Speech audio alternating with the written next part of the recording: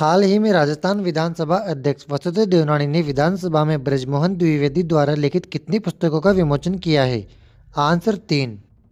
राजस्थान विधानसभा अध्यक्ष वसुदेव देवनानी ने विधानसभा में ब्रजमोहन द्विवेदी द्वारा लिखित 3 पुस्तकों का विमोचन किया है। श्री देवनानी ने श्री द्विवेदी को मेरे इर्द गिर्द, मरुद्रा वाणी तथा लालसोट का इतिहास के लेखक के लिए बधाई और शुभकामनाएं भी दी।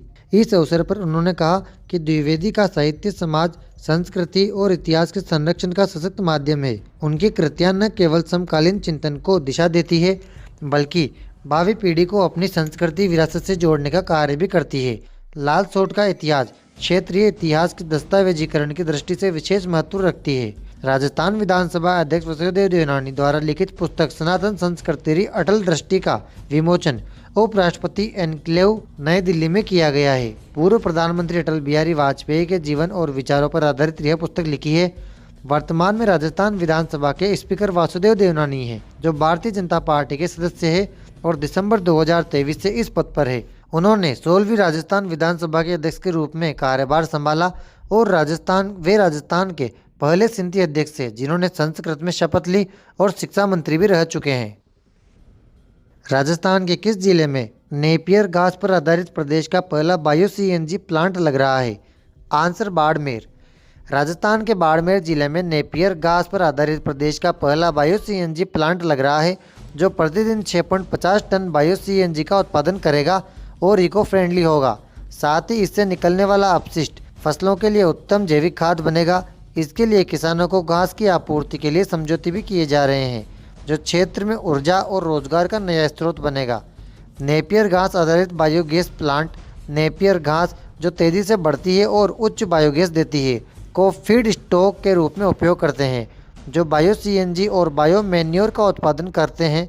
ये प्लांट टिकाऊ ऊर्जा समाधान प्रदान करते हैं, क्योंकि नेपियर घास कार्बोहाइड्रेट और प्रोटीन से भरपूर होती है और इसे सूखे या उष्णकटिबंधीय क्षेत्रों में उगाया जा सकता है, जिससे यह भारत सहित कई जगहों के लिए एक व्यवहार विकल्प बन जाता है।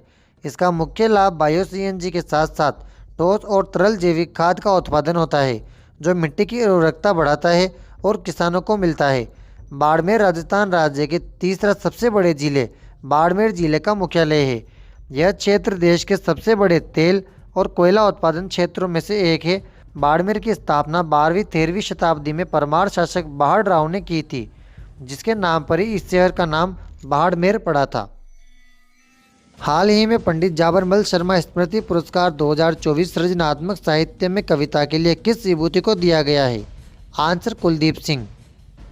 पंडित जाबरमल शर्मा स्मृति पुरस्कार राजस्थान पत्रिका द्वारा आयोजित एक वार्षिक सम्मान समारोह है, जो मूर्धन्य पत्रकार और साहित्यकार पंडित जाबरमल शर्मा की स्मृति में प्रदान किया जाता है, जिसमें सृजनात्मक साहित्य, कहानी, कविता और पत्रकारिता के क्षेत्र में उत्कृष्ट योगदान के लिए पुरस्कार दिए जाते हैं।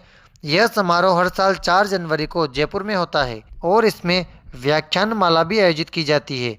पंडित जाबरमल शर्मा स्मृति पुरस्कार 2026 के विजेताओं की घोषणा 4 जनवरी 2026 को की गई है। सृजनात्मक साहित्य में कविता के लिए कुलदीप सिंह बाटी और अंकित शर्मा, कहानी के लिए उमा और संजय दुबे को पुरस्कार मिले हैं।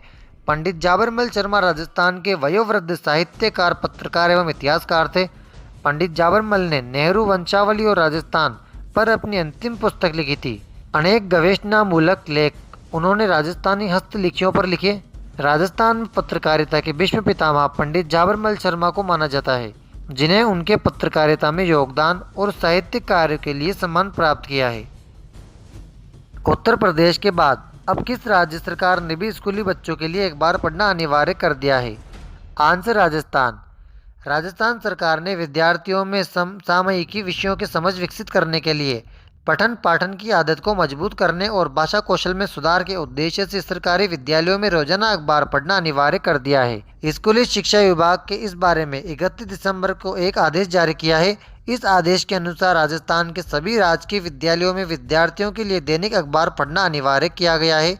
इस पहल के तहत विद्यालयों की प्रार्थना सभा में प्रतिदिन 10 मिनट प्रमुख राष्ट्रीय, अंतर्राष्ट्रीय एवं खेल कूद समाचारों के प्रमुख संपादकीय और प्रमुख समाचार घटनाक्रम का वाचन किया जाएगा। साथ ही विद्यार्थियों की शब्दावली सुदृढ़ करने के लिए रोजाना 5 नए शब्दों अर्थ सहित परिचय कराया जाएगा। इसके लिए कक्षा 6 से 12 तक के विद्यार्थियों को दायित्व सौंपा जाएगा। इसी तरह अंग्रेजी राज के विद्यालयों में न्यूनतम 2 अखबार, एक अंग्रेजी और एक हिंदी भाषा का मंगवाने को कहा गया है। विद्यालयों में प्रार्थना सभा के दौरान एक अंग्रेजी व एक हिंदी के राष्ट्रीय स्तर के अखबार का वाचन कराया जाएगा।